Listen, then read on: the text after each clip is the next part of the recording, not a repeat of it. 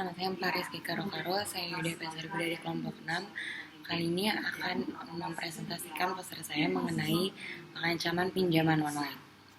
Jadi yang saya bahas di sini adalah dasar hukumnya. Jadi kalau misalkan dalam pinjaman online atau fintech P2P atau Financial Technology Peer-to-Peer Lending, dasar hukumnya itu masih minim.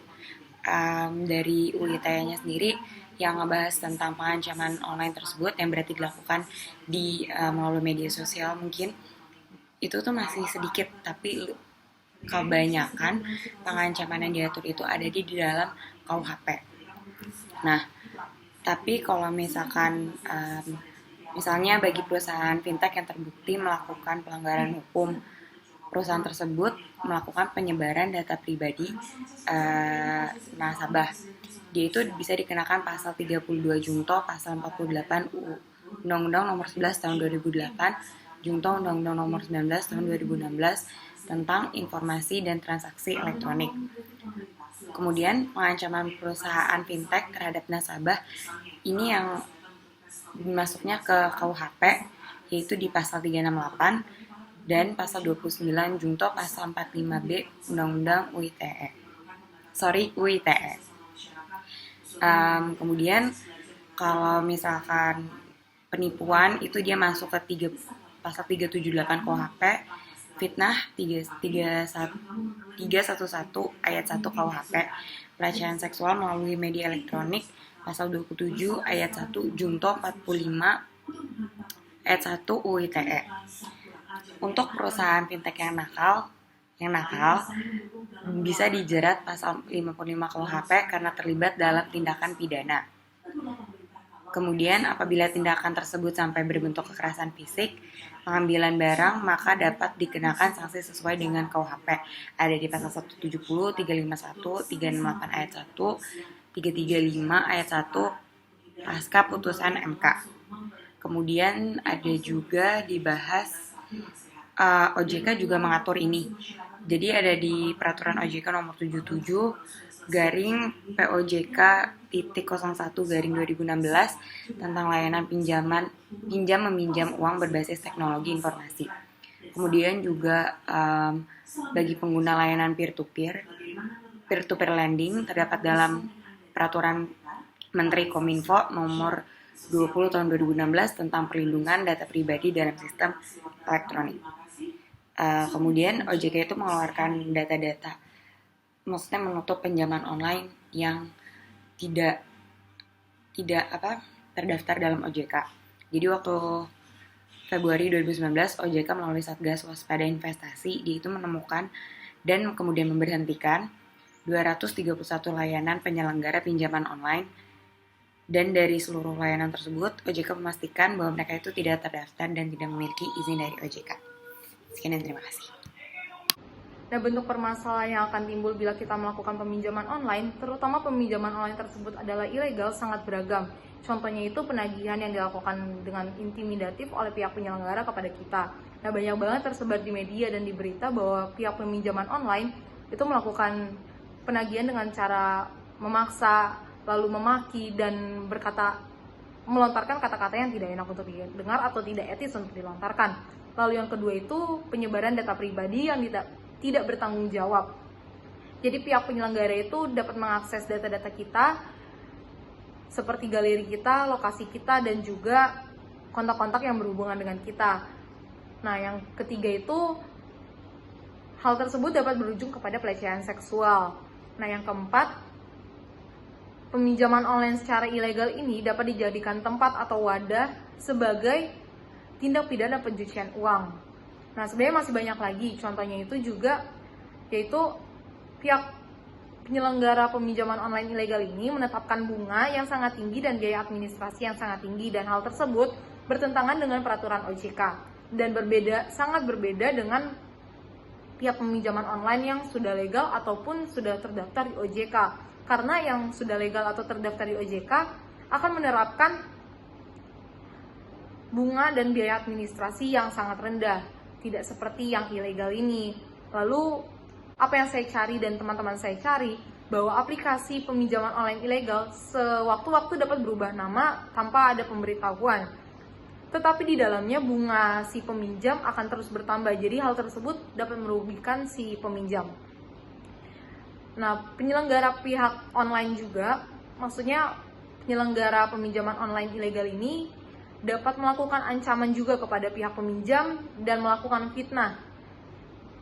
Dan hal tersebut telah menyalahi aturan yang ada. Dan ternyata pihak peminjaman online melakukan penagihan kepada pihak peminjam itu tidak hanya satu orang, tetapi berganti-gantian dengan cara pemaksaan tadi juga. Dengan orang yang berbeda, tetapi cara yang sama, yaitu intimidatif. Dan itulah permasalahan yang ada bila kita melakukan peminjaman online, terutama peminjaman online yang ilegal. Terima kasih. Untuk perkembangan fintech ini berawal dari tahun 1999 dan salah satu badan yang mendukung adanya fintech ini adalah OJK. Nah, fintech ini bertumbuh karena adanya penetrasi teknologi dan Indonesia ini juga menduduki peringkat ke-8 pengguna internet terbesar yang ada di dunia. Nah, yang melatar belakangi adanya fintech adalah sektor bisnis yang melahirkan perdagangan online yang seperti ini. Saat ini contohnya seperti Tokopedia, Shopee, Acceleran, Danamas, dan masih banyak juga yang lainnya.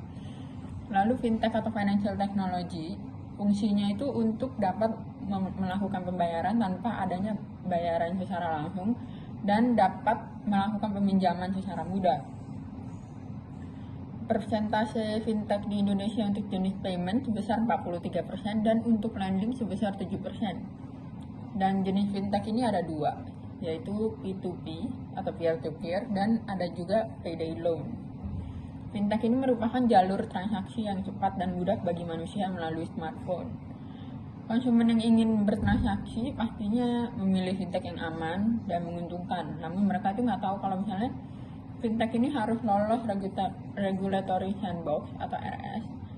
Nah, tesnya ini terdapat dalam pasal 1 angka 4 Peraturan Bank Indonesia nomor 19/12/PBI 2017 tentang penyelenggaraan teknologi finansial atau PBI 19 dan peraturan OJK juga yang nomor 13 tahun 2018 tentang inovasi keuangan digital di sektor jasa keuangan atau PUJK 13.